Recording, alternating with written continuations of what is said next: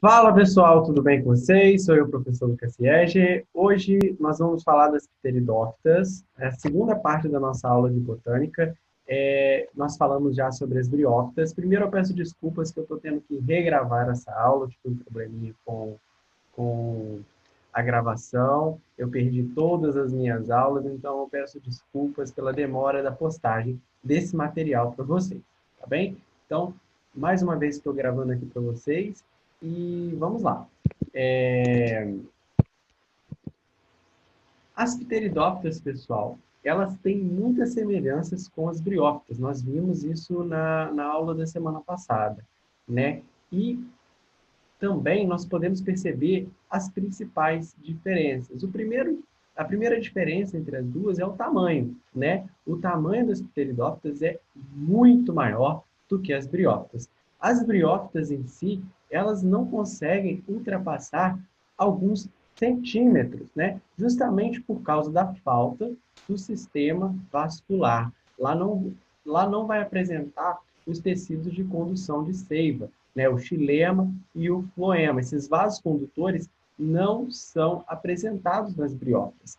Aqui nas pteridófitas já temos uma diferença, porque esses vasos condutores já estão presentes, né? Então, isso permitiu uma eficiência no transporte de nutrientes. Então, os nutrientes são transportados muito mais rápido. Imagina, eu gosto sempre de fazer essa analogia, né? Você transportar água sempre em baldes, né? Uma pessoa vai passando para outra em baldes, ou você canalizar essa água para transportar ela com mais facilidade. Então, é assim que funcionam os vasos condutores.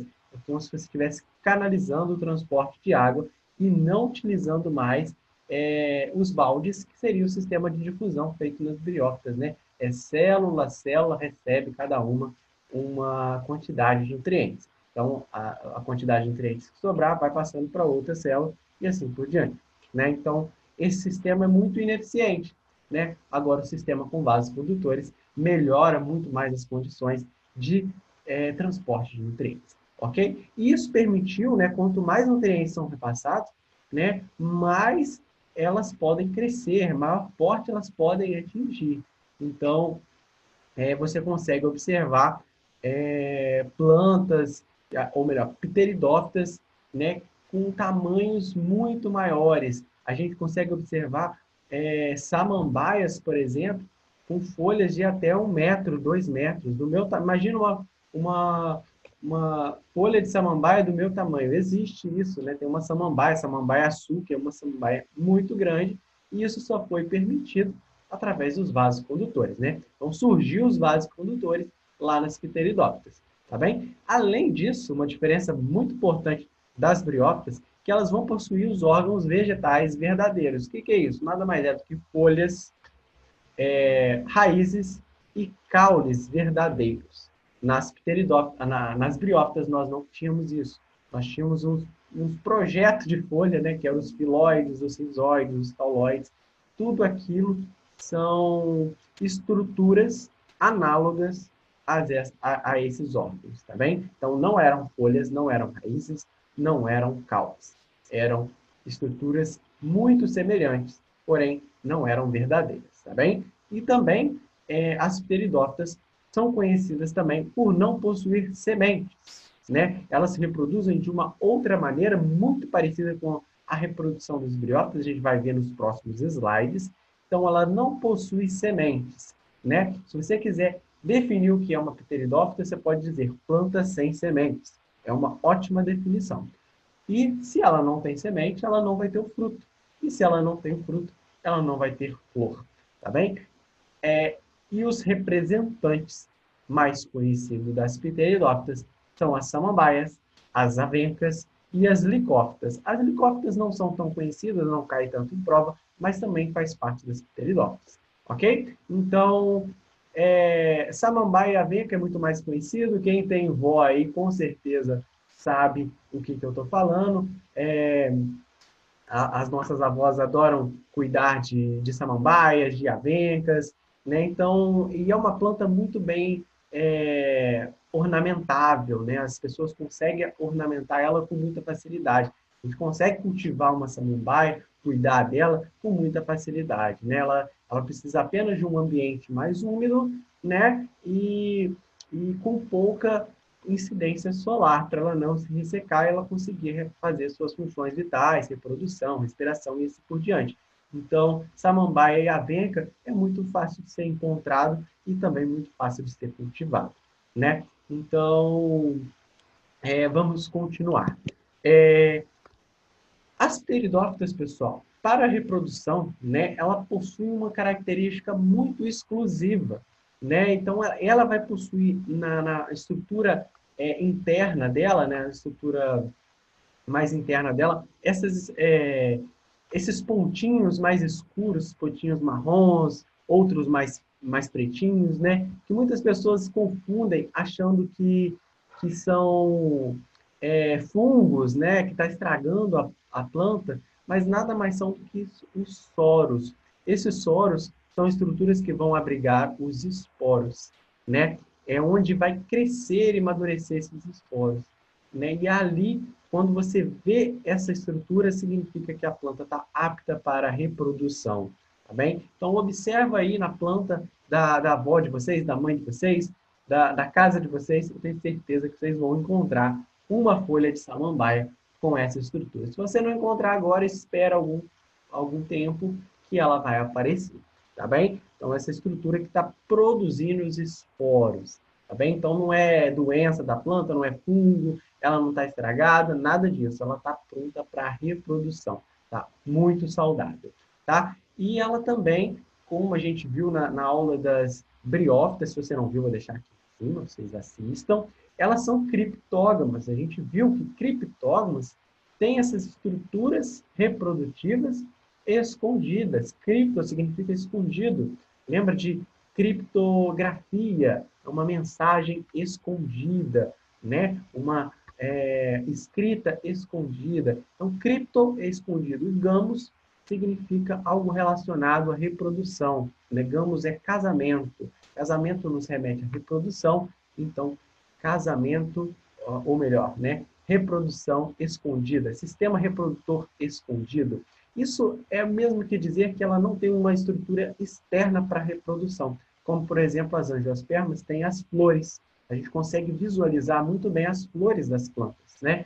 Então, aquilo ali é exatamente algo visível, coisa que a gente não vê nas pteridófitas nem nas briófitas, tá bem? E elas também têm esse nome complicadinho que eu ensinei para vocês na aula passada, são acifonógamas. Acifonógamas, tá? Esse nome complicado é muito fácil de entender o que ele é.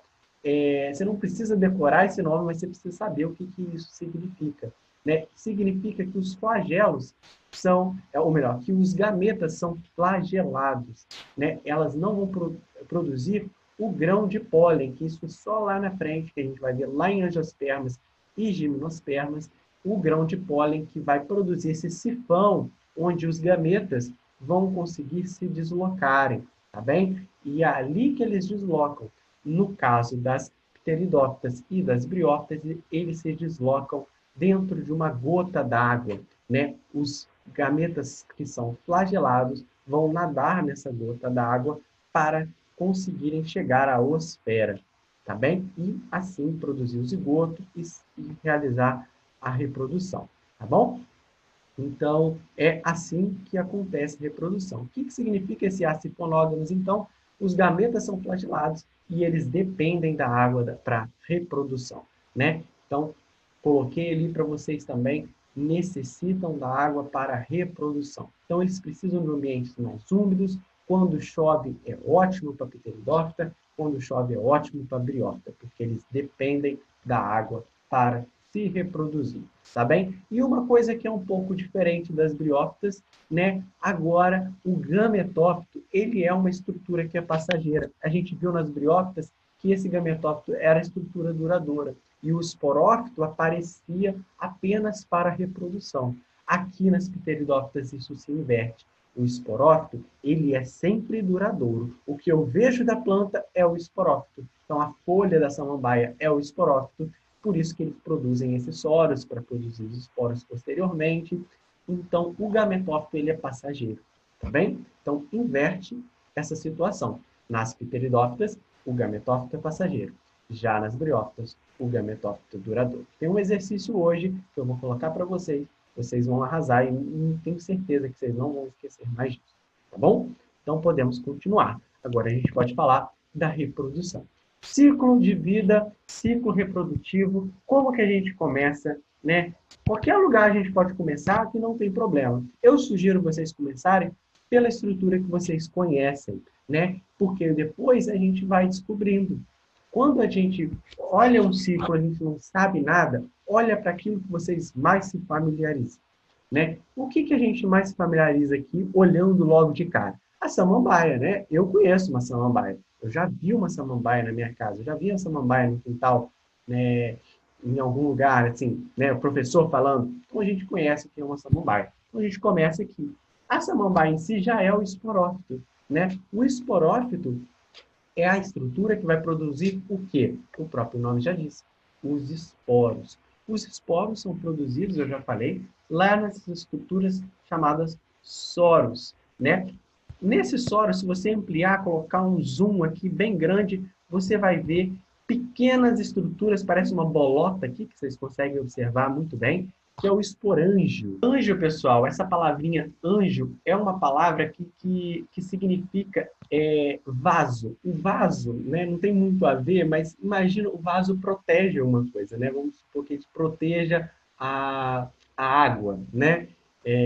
Da nossa casa. A gente coloca água no vaso para proteger. Imagina isso. Mas o anjo significa essa proteção. A proteção de quê? Dos esporos, né? Ele vai abrigar os esporos. Então, esporanjo. Então, dentro dos soros, eu tenho vários esporângios, né? E dentro desse esporângio é onde ele vai amadurecer os esporos. Os esporos só vão sair, o esporângio só vai liberar esses esporos quando os esporos tiverem certeza que eles estão prontos para ser liberados no ambiente, né? Então, os esporos vão sair aqui quando eles estiverem prontos. Esse esporo é N, tá, gente? Ele sofre uma meiose, porque a gente sabe que o esporófito é 2N, tá? O esporófito, ele é diploide. Vocês vão entender por que ele é diploide aqui. Lembra lá da aula de briófita? O esporófito sempre é diploide. E aqui vocês vão compreender melhor como que ele se transforma em diploide.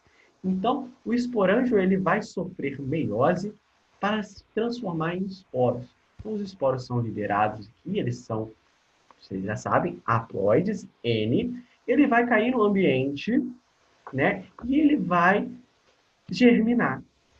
Quando ele germina uma estrutura muito parecida com o coração, que a gente chama de prótalo ou protalo, né? Que ele ainda é haploide, né? O gametófito aqui, ele é haploide, né? Por que ele é haploide? Ele vai produzir os gametas. Ele tem que produzir gametas que são haploides também, né? Então, o gameta é haploide, assim como o gametófito, tá bem? Então, o protalo, ele vai produzir duas estruturas em regiões diferentes dele, que é uma estrutura masculina e uma estrutura feminina, na mesma região, na mesma planta, tá? Os anterídeos, a gente viu na aula passada, que os anterídeos vão abrigar os anterozoides. Vão abrigar quem? Vão abrigar os gametas masculinos. E os arquegônios vai abrigar, né? O arquegônio vai abrigar a célula reprodutora feminina, a oospera, uma célula só, tá bem? Então, os anterídeos vão se locomover, porque eles são flagelados, através de uma gotinha d'água aqui, até a oospera. Quando fecunda, N mais N, o que eu tenho? 2N, uma estrutura diploide. Essa estrutura diploide vai se transformar em quem? No esporófito. Então, por isso que o esporófito é 2N. Por isso que essa estrutura que a gente vê, a samambaia, que vai crescer após a fecundação, ela é diploide. Tá vendo, pessoal, que não é complicado? Se a gente começar pela estrutura que a gente conhece e ir caminhando aos poucos pelo ciclo, a gente observa com muita calma que esse ciclo não é difícil. Tá vendo? Então, aqui sofre uma meiose, só recapitulando. Então, de 2N ele se transforma em N. Aqui, sucessivas mitoses. O que é mitose? As células estão se reproduzindo apenas, né? As células estão se multiplicando. então é mitose, então ainda continua sendo N, ainda continua sendo haploide, né? Houve a fecundação com o auxílio da água, aí a fecundação N mais N formou o zigoto, formou o embrião bonito aqui. O que eu tenho depois? O esporófito 2N. O protalo vai deixar de existir. Opa! O protalo vai deixar de existir. Ele é passageiro, né? O gametófito passageiro. E quem vai ficar é a estrutura duradoura, que é o esporófito. Olha só que bacana, pessoal. Muito legal esse ciclo. Bem parecido com as briófitas, não é verdade? Muito parecido mesmo, né? E para a gente finalizar, eu coloquei um quadro comparativo entre briófitas e pteridófitas, certo? As briófitas são avasculares. Nós não conseguimos observar os tecidos de condução de seio, nesses vasos condutores de seio. Nas pteridófitas, a gente já consegue observar isso. E isso fez com que elas adquirissem maior porte físico, maior estrutura, e as briófitas têm essa estrutura pequena justamente porque não têm os vasos condutores, né? Elas possuem estruturas muito similares às folhas, aos caules e às raízes, porém elas não possuem essas estruturas, é muito similar, mas não possuem, e as pteridófitas já possuem isso, então tem os órgãos vegetais verdadeiros. São criptógamas, ambas são criptógamas, ambas são acifonógamas, ou seja, são estruturas reprodutivas escondidas que eu não consigo visualizar a olho nu, né? E elas dependem da água para a reprodução, né? Ou seja, tem gametas flagelados, né? O gametófito das briófitas é duradouro, então a estrutura que eu vejo na planta com em maior condição é o gametófito, ele é duradouro. Já nas pteridófitas é passageiro. O esporófito nas briófitas é passageiro, né? Aquela estrutura que a gente viu em cima do gametófito. E o esporófito das pteridófitas é duradouro, é a própria planta, tá bem? Não posso deixar de falar que as pteridófitas e as briófitas não têm a palavra esperma, ou seja, não tem semente. A gente viu isso na nossa primeira aula de plantas. Então, nas próximas aulas, nós vamos ver as plantas com sementes, as plantas que têm o sufixo lá de esperma, tá bem? Agora, eu vou deixar vocês com o exercício que eu gravei já tem um tempo, né? Que o exercício foi a única parte que eu consegui salvar da nossa aula, tá bem? Então, fiquem com Deus. Muito obrigado. Prestem atenção no exercício, hein? Muito obrigado, pessoal. Até mais. Vamos para o nosso exercício. Separei 3 exercícios para nós aqui, tanto de briófita quanto de pteridófitas. Como a gente sabe, o PISME, ele cobra tanto questões discursivas quanto questões objetivas, e por isso eu trouxe aqui para nós essas 2 formas de abordar os exercícios, tá bem? O primeiro que eu trouxe para vocês é esse que nós falamos na nossa aula, né? O conceito que a gente acabou abordando na nossa aula, que é da FUVEST. Olha só que interessante. Em um filme de ficção científica, havia musgos gigantes do tamanho de coqueiros. Qual sistema estão ausentes, né, nos musgos reais, que a gente conhece hoje, deveria estar presente nesses gigantes para que eles atingissem tal tamanho? E por quê? Né? Acho que a gente comentou na nossa aula por que não existia musgos gigantescos, né? Por que elas sempre são indivíduos bem diminutos, bem pequenininhos, né? Justamente porque está em falta ali o que a gente chama de vasos condutores. Eu vou colocar uma imagem aqui para vocês verem que os vasos condutores não estão presentes nas briófitas, né? E esse transporte de nutrientes, ele é um pouco ineficiente, né? Porque ele é feito de forma de célula a célula, que a gente chama de difusão, né? Então, o transporte de nutrientes é feito por difusão. E é exatamente isso que vocês vão colocar, né? Qual é o sistema ausente? Esse sistema, né? Os vasos condutores, o sistema de transporte de seiva, tanto a seiva bruta quanto a seiva elaborada. Eles não vão possuir nem xilema e nem floema, né? Então, por esse motivo, né? Então, vocês vão ter que justificar por esse motivo, eles não são capazes de atingir tal tamanho. Já as pteridófitas, nós conseguimos atingir tal tamanho, essas pteridófitas conseguem, pelo simples fato, né, de possuírem esses vasos condutores. Nós conseguimos ter representantes do grupo das pteridófitas com folhas de mais de 1 metro, né? Do meu tamanho eu consigo uma folha de pteridófita. Olha só que interessante. E isso só é possível através dos vasos condutores, tá? Então, o surgimento desses vasos condutores permitiu uma maior eficiência, né, desse transporte de nutrientes e também permitiu o crescimento das plantas, né? Então, foi muito importante para as plantas atingirem diversos tamanhos diferentes, né? Esses que a gente conhece hoje em dia, tá bom? Então, essa é a resposta, bem tranquila, bem rápido, bem papum, tá bom? Vou colocar aqui uma resposta, como se fosse uma resposta ideal para vocês anotarem. E é basicamente isso, tá bom? Foi isso que eu falei e isso que está aí na resposta aí embaixo também, tá bom?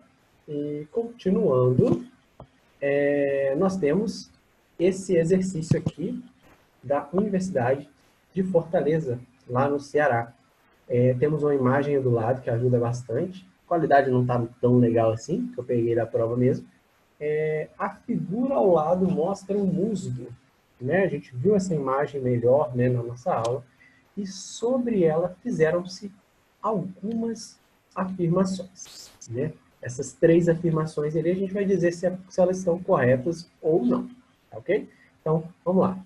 X, que é essa estrutura aqui, essa estrutura superior do musgo, né? Da briófita, resultou do zigoto e ele vive à custa de Y.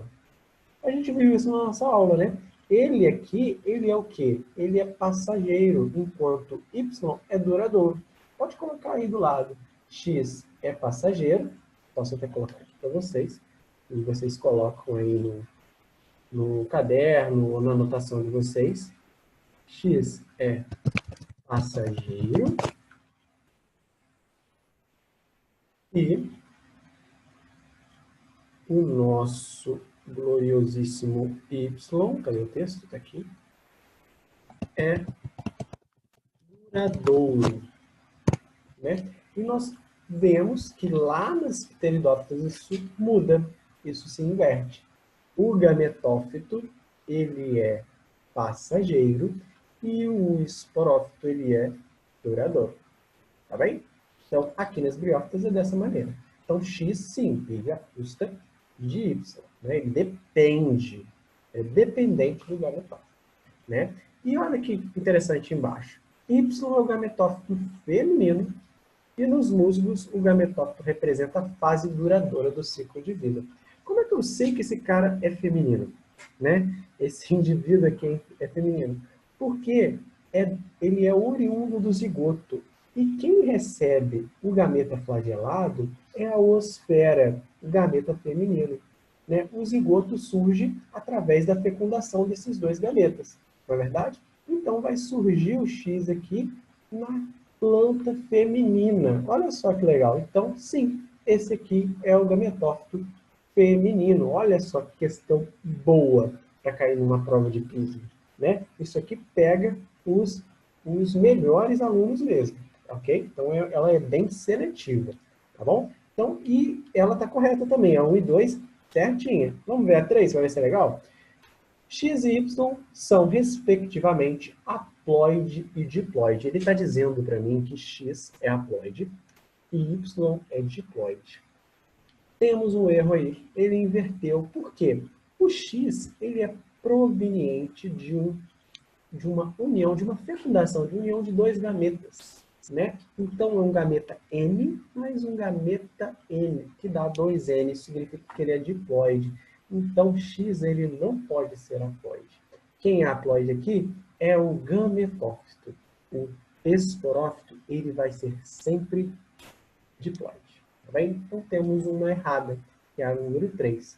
Então, quem está certa é apenas a número 1 e a número 2. Qual a alternativa que pede isso? Letra D. Ok? A letra D é a correta. Tá bem? Então, podemos continuar para a nossa última questão, nosso último exercício, deixa eu apagar aqui as nossas anotações, que é um exercício do PISME mesmo, que eu separei para vocês, né? Já que vocês vão fazer o PISME, é muito importante a gente estar trabalhando questões do PISME, não é? Então, olha só que legal que foi cobrado em poucos PISMEs para trás aí, eu não me recordo a data, depois eu posso trazer para vocês, sobre os processos reprodutivos das briófitas e pteridófitas, é correto afirmar. Questão A. A reprodução assexuada em briófitas e pteridófitas ocorre por fragmentação, processo em que os pedaços de um indivíduo adulto geram novos gametófitos. Pois bem, a fragmentação não é um tipo de reprodução de pteridófitas e briófitas. Então, a gente pode descartar isso daqui. Nós trabalhamos a questão de reprodução sexuada apenas, né? Quando há a união dos gametas lá. Bom, então vamos cortar essa questão aqui.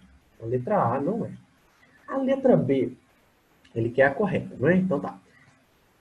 A reprodução sexuada, agora sim, né? Em briófitas e pteridófitas, envolve obrigatoriamente a formação de micrósporos e megásporos. Nós não vimos isso na nossa aula, mas não precisa se preocupar. Nós sabemos que micro significa pequeno e mega significa grande, tá bem? Nós sabemos que os esporos produzidos pelas briófitas são muito pequenos, para depois formar o gametófito. Forma o protonema e depois forma o gametófito. Então, eles sempre são micrósporos. Nas pteridófitas, eu posso dizer para vocês que envolve megásporo também. Pode envolver megásporos, né? Não é sempre que envolve, mas pode envolver. Principalmente os esporos de plantas femininas. Então, pteridófitas tem, mas briófitas não. Então, a gente já corta isso daqui. Briófitas sempre são esporos muito pequenos, então a letra B não é. Então, lembra disso. Briófitas, micrósporos, esporos muito, muito, muito pequenos, quase que não dá para ver a olho nu. Então, o vento carrega para distâncias muito longas.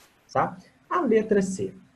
Uma condição comum à reprodução sexuada das briófitas e pteridófitas consiste na produção de anterozoides flagelados no interior de anterídeos. Isso daqui eu já acho interessante.